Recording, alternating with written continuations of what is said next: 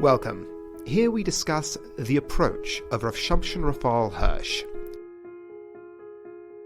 Welcome to Judaism from Within. I'm Simi Lerner. We're at our third part of the Brit Milah. Now, the reason why this is taking so many stages is because each one of these really has to be appreciated in isolation and then brought together. And perhaps we'll do that at the end. But for now, let's just recap where we're coming from. Rav Hirsch gave us the context, how God introduced himself, the age in which Avram was at, his history, where he was coming from that led up to this encounter of the Brit Milah.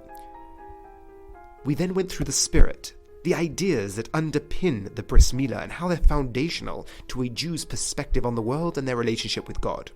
We spoke about the introduction of God as being Kel Shakai, the one who limits, the limiting, the die to the universe, and how Rav Hirsch says our expression of a halachta b'drachav, to go in God's way, the imitatio Dei, the going in, the mirroring of God in my daily life, is saying enough. That is the first stage of appreciating what the Brit Milah is from a symbolic standpoint, is you are making boundaries in your life. You are making structures in your life. You are living out a structured life. And to go before me and be tomim and be perfect is the positive move. Not the boundaries, but the living out of that boundary. Be perfect within a structure. That is the spirit of Brit Milah. It is that we are given a structure and we are encouraged to use all of our capabilities and our facilities to live out and blossom within that structure. As we mentioned, that is what the Torah is. The Torah is a mission. A mission is you are given a goal, you are given a direction, and you are encouraged to live out your full potential within that structure.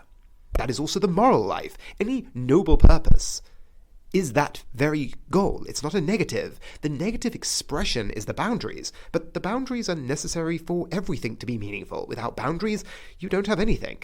But the Brit Milah gives us both the positive as well as the negative. The negative, the sur meira, is the boundaries. Here and no further. The positive, the aseh toiv, is the, within this structure, expand the self. Live out one's full creativity within that and be perfect. Fit it to its utmost.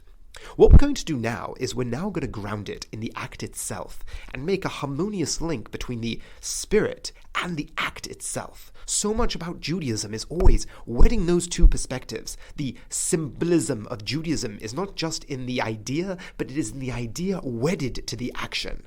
So what is the action? To be technical, Brit Milah consists of two stages. Both stages came to us historically at different times, which is going to be very relevant. To begin with, you have the Milah, which is the cutting off the foreskin. And Rav Hirsch goes at lengths to point out that when we say Milah, we don't mean cutting, meaning there's a word for that. It's krisa, it's to cut. The language of Milah means to hold back. Now, of course, the action is the same, but the language used to describe it is going to be significant, especially when we're taking this much focus. So that's the cutting off of the foreskin. This was instituted at the time of Avram. The next stage is the PERIA, which is the peeling back of the skin to expose the atara. Now, this exposing, Rav Hirsch looks at being the positive expression. So you have the negative expression and the positive expression. Going back to the message or the spirit as we were referring to it, you have the die, you have the enough, you have the boundaries that are being set, and then you have the tomim, the pure, the perfection that is supposed to be lived out within the structure. You have now the Milah and you have the PERIA.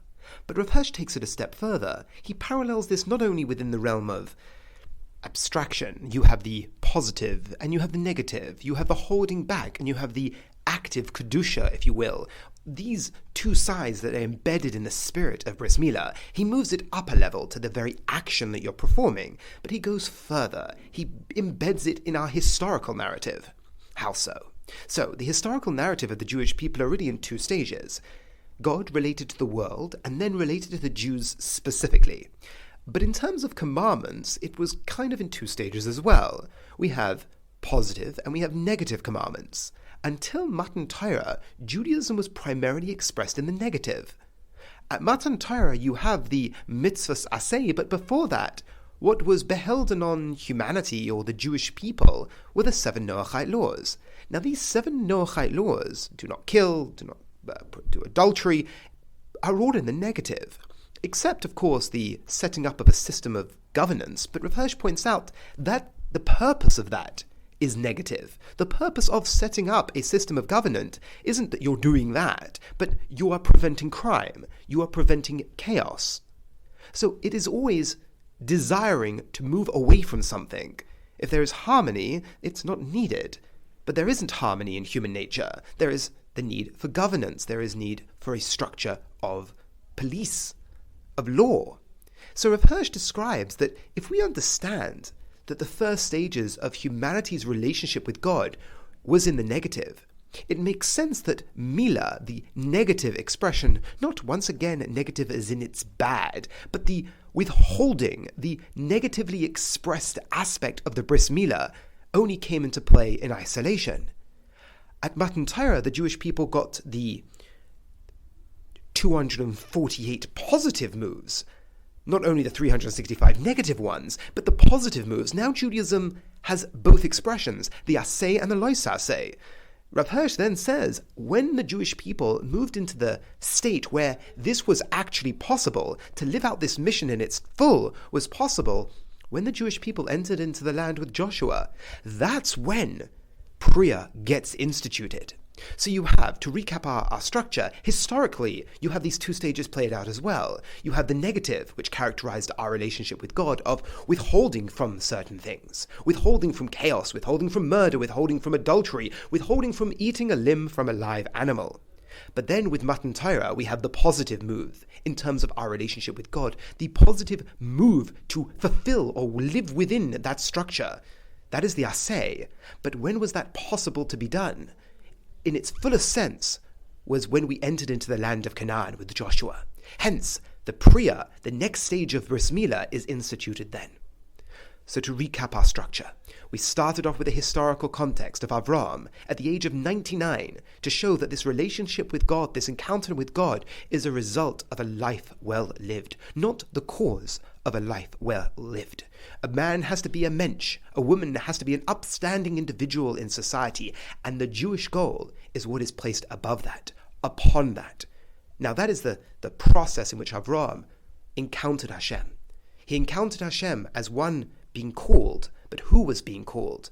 That is very significant, and Avraham, who is clearly worked on. We spoke about the background in which this commandment was given in the shadow of the Tower of Babel and the confused, polluted, toxic goal of the community being the ends. And now Hashem offers Avraham the ultimate goal, the most noble goal, the most noble pursuit symbolized by the Bris Milah, the command to circumcise. Coming along with it, Hashem introducing himself as Kel Shakai, the one that looked at the universe and said, enough, the God that sets boundaries. And we, V'holachta b'derachov, that very concept. We make boundaries in our lives. The boundaries that we are set, divine boundaries that are set in our lives. That is the negative. The positive is that go before me and be perfect. Perfection involves both the boundary, but it involves the living out creatively within the structure that you are given. That is what perfection is in this context. There is a structure, and you are supposed to live out to its full. That is the symbolic idea, but the symbolic act itself is given rise to both these ideas. The Milah, the cutting back, and the PERIA, the exposing, give rise to both the negative and the positive. And then lastly, we played it out throughout history, once again showing how Rav Hirsch takes the idea and shows it on every level of abstraction, with a beautiful thread working its way through. You have the first stage of the Bris Milah being given to Avraham, which represents and mirrors our relationship with God in that early time. It was in the negative, it was the withholding. Only once we had entered into the land of Canaan where we were able to live out the positive move of Har Sinai, the positive expression of Judaism to its full, were we given the next stage of Bris Milah, which was the PERIA, which is the exposing, expressing the positive move to fulfill the structure. I hope you enjoyed this introductory remarks to the idea of Bris Milah. Thank you so much for listening, Have a wonderful week.